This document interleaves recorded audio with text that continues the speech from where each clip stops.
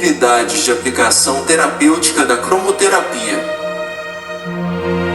A todo momento estamos em contato com as cores. Elas fazem parte da vida. Sem elas, o mundo e nós seríamos diferentes.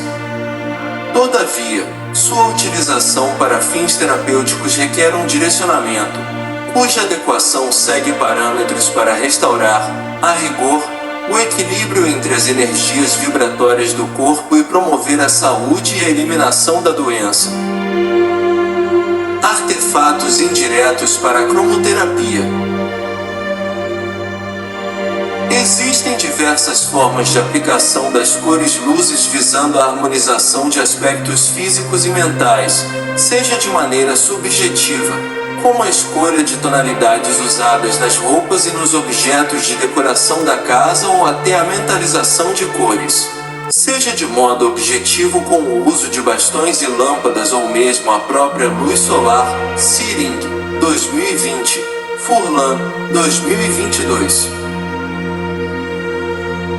Artefato é o meio, o elemento material usado para aplicar a cromoterapia. O objetivo comum dessas diferentes possibilidades para a prática clínica é utilizar os efeitos terapêuticos fisiológicos e energéticos das cores em prol do estímulo celular, estrutura capaz de absorver, aproveitar e transferir a radiação eletromagnética à integralidade do corpo. Para entender como os parâmetros imbuídos viabilizam a terapia, é preciso um conhecimento teórico básico. Nesse contexto, a aplicação das cores no ambiente tem seu efeito baseado na reflexão da luz incidente, ou seja, a ênfase de sua ação fisiológica e energética se volta para o aspecto psicoemocional, por causa do mecanismo de percepção das cores.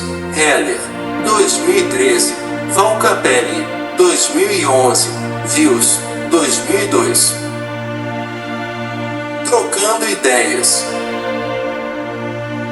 É indispensável conhecer o mecanismo de ação da cor luz e da cor pigmento, suas propriedades físicas e terapêuticas, e sua equivalência aos chakras, já que as dimensões dos artefatos nem sempre envolvem contato direto com o paciente.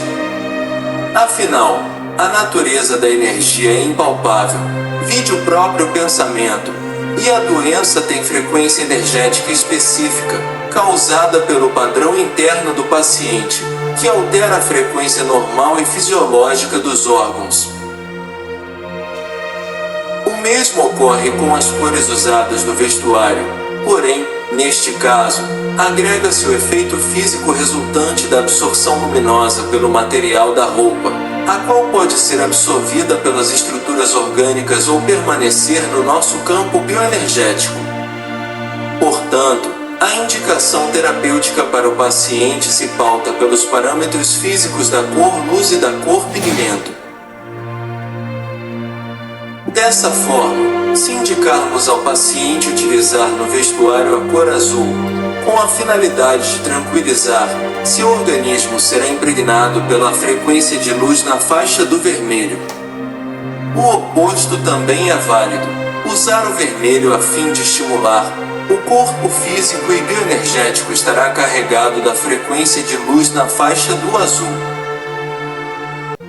Logo, o ideal na prática clínica é articular o diagnóstico da ficha de avaliação com as propriedades físicas da luz para eleger o efeito desejado no tratamento.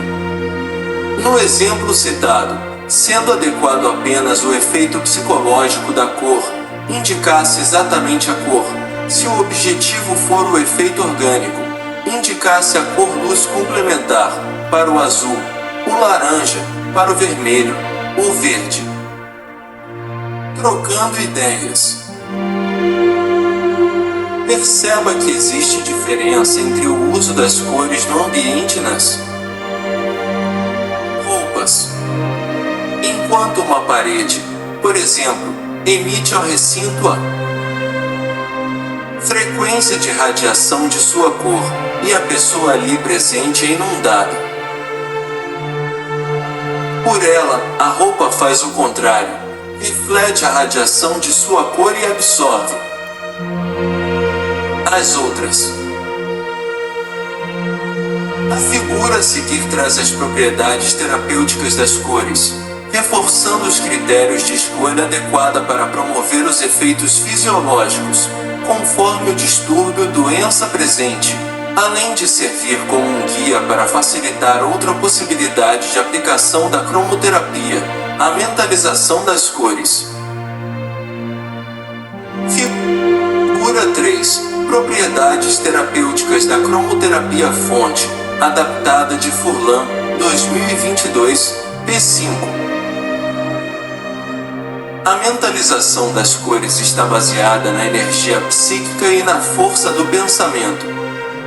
Apesar da simplicidade, já que não requer nenhum artefato para tanto, é um método que exige treino e muita concentração para ativar os mecanismos neurológicos. Gerber, 1988. Martins, 2010.